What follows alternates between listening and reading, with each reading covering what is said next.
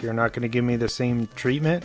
And he's like, no, because I'm pretty sure like you wouldn't talk, like, so it'll be pretty much like a waste of time. Am I right? Yeah. You know, and it's like, it's so funny. There's like this mutual respect that Tuco totally doesn't get, like, whatsoever. He just, Angel Eyes hands Blondie his pistol, and Blondie takes it out, and you can see Angel Eyes gets a little nervous. And just, it's like a couple, like, really fast, you know, interaction. Yeah. But he takes it out and kind of checks his weapon, and then puts and holsters it, you know, and they kind of go on about their business. But I mean, Blondie can't shoot Angel Eyes because Angel Eyes knows where they're going. Yeah. You know, Blondie obviously knows where the gold is buried, but he doesn't know the cemetery.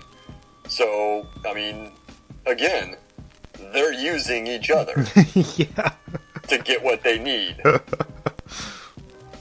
And it's this whole film is about these uneasy alliances that they all have with each other, because if they want to get the gold, they need to work together.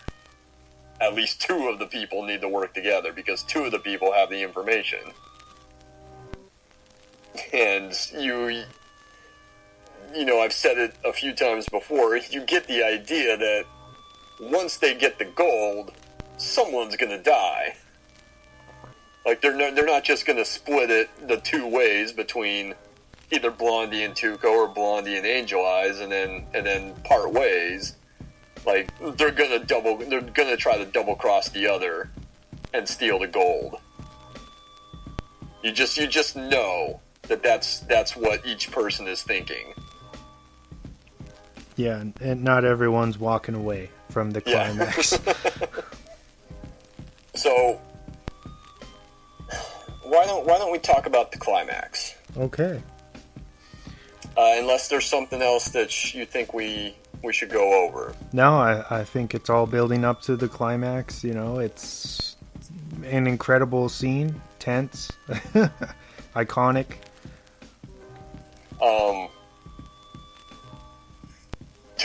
Tuco and Blondie escape from Angel Eyes and his crew. They manage to gun down all of his crew, and then Angel Eyes takes off, and they end up in this Union camp, and these guys are guarding a bridge. And this is kind of where the craziness and futility of war comes in, because the captain says that, you know, every day we go to protect the bridge, and, you know, it's just a slaughter. There's basically all these soldiers are just being used as cannon fodder, just to protect this one stupid bridge over this river. And the two find themselves here. Tuco tells them that, you know, the gold is on the other side of that bridge in the cemetery. So they, for lack of a better term, they kind of join up with this with the army. Yeah, we want to enlist. Yeah. Yeah, and he salutes him and calls him a general. Yeah. And he says that he needs to be, if he wants to enlist, he needs to be better at distinguishing rank.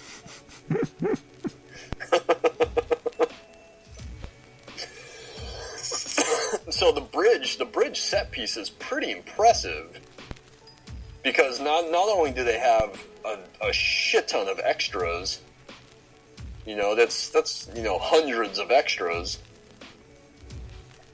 But when they end up blowing up the bridge, it's crazy.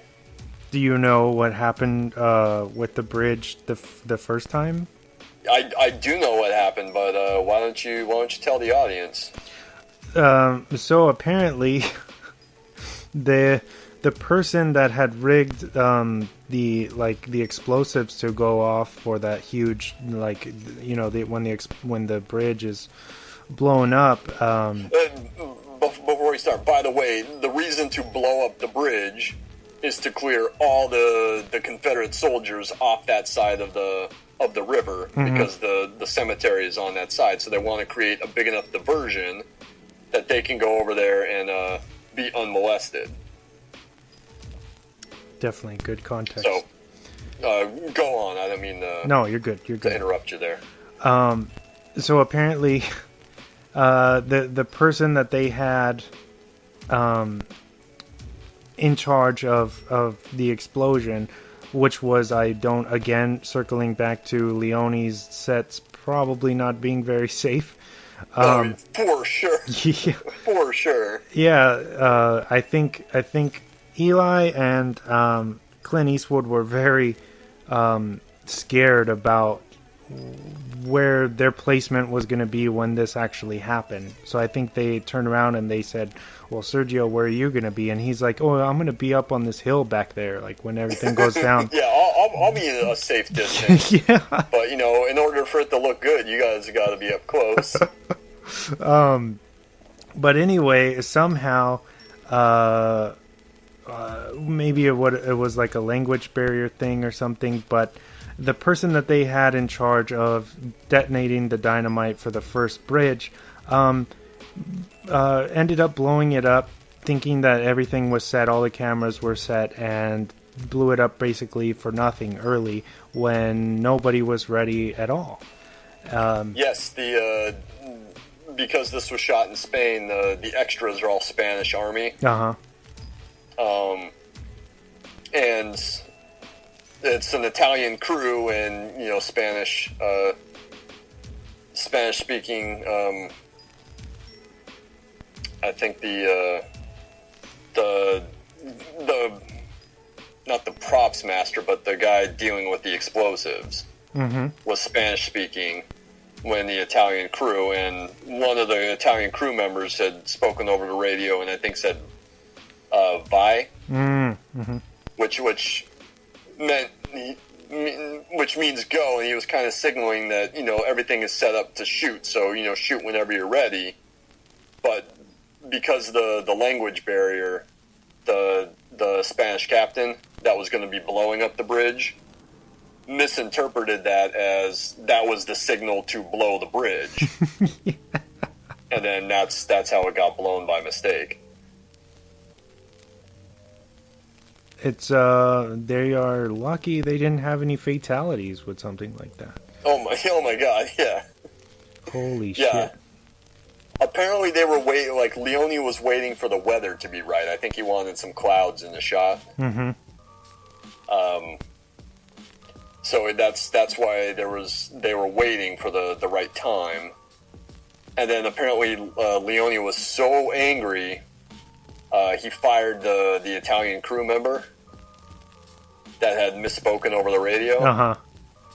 And the Spanish Army captain was really upset and said, "Oh, I'm so sorry. I'm so sorry. Me and my guys, our Army guys, we can rebuild the bridge for you."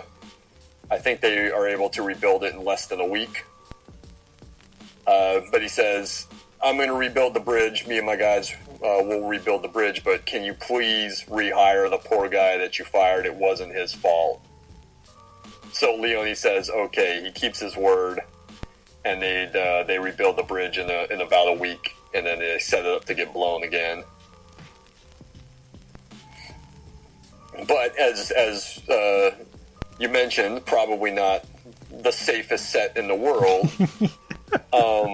Eastwood and Pawlak are pretty close to the bridge when it blows, and it blows for real, and there's chunks of debris like flying all over the place, and there's a pretty big chunk that apparently, if you look closely enough, it hits the sandbags pretty close to where Eastwood is. Yeah, you can see that there's debris that goes towards them for sure.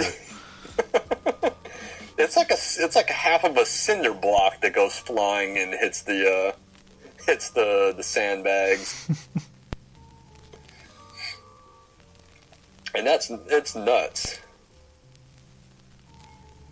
So that's how they blow the bridge, and then Tuco and Blondie get to the other side of the river, they come across like a bombed out church. There's a dying soldier there, and Blondie takes off his duster that he has on and puts it over the guy because he's obviously dying.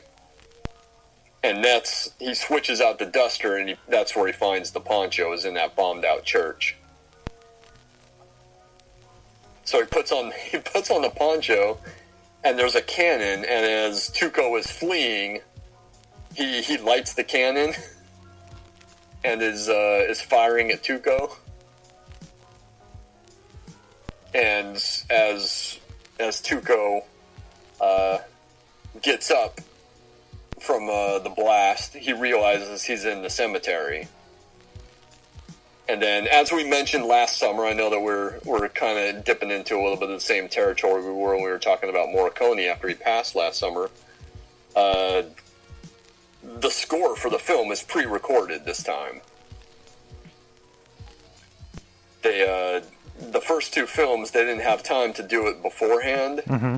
Simply, the first one, they definitely had no money to do it, but the second time around, they shot for a few dollars more, like right on the heels of A Fistful of Dollars, because it was such a hit. So they didn't have that time either. But this time, the score is pre-recorded, and Leone often would play it on set. And it's this incredible piece. It's called "The Ecstasy of the Gold." That is a famous Morricone track, and it plays as Tuco is running through the cemetery, and it's just a great shot. It's like spinning. The camera movement is spinning as he's running through the cemetery looking for the grave, which, as we find out later, at some point in the film, the name on the grave is Arch Stanton. It's when they're at the Union camp across from the bridge. Tuco points across the way and says that's where the cemetery is, and then Blondie tells him the name on the grave is Arch Stanton. So that's the grave that Tuco was looking for. And then he finds the grave, and he goes to dig, and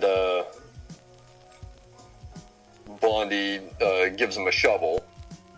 Shows up, gives him a shovel, and he starts digging, and all of a sudden, like, another shovel comes flying into the frame, and it turns out it's Angel Eyes who tracked the two men to the cemetery.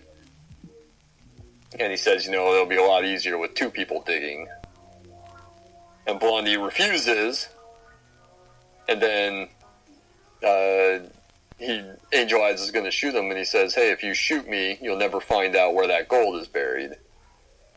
And it's at that moment that, Tuco uncovers the coffin and opens it up. And there's just a skeleton in it. There's no gold. And you realize that Eastwood played them both. Blondie played them both. And he says, I'm going to write the name of the grave, or the name that's going to be on the headstone on this rock. Set it down, and we're going to duel. So it sets up this incredible, like, three-way duel. And everything from, like, the cemetery, like, from when Tuco discovers the cemetery, the climax is my favorite part of the film. From that point on, the direction is incredible. I like how kind of everything converges. All three characters converge on that one grave. The score, oh my god, the Morricone score. The Ecstasy of the Gold is amazing, and the track that plays as they're preparing for the duel that I mentioned at the top of the show, the title of the episode, Il Triello, meaning the trio,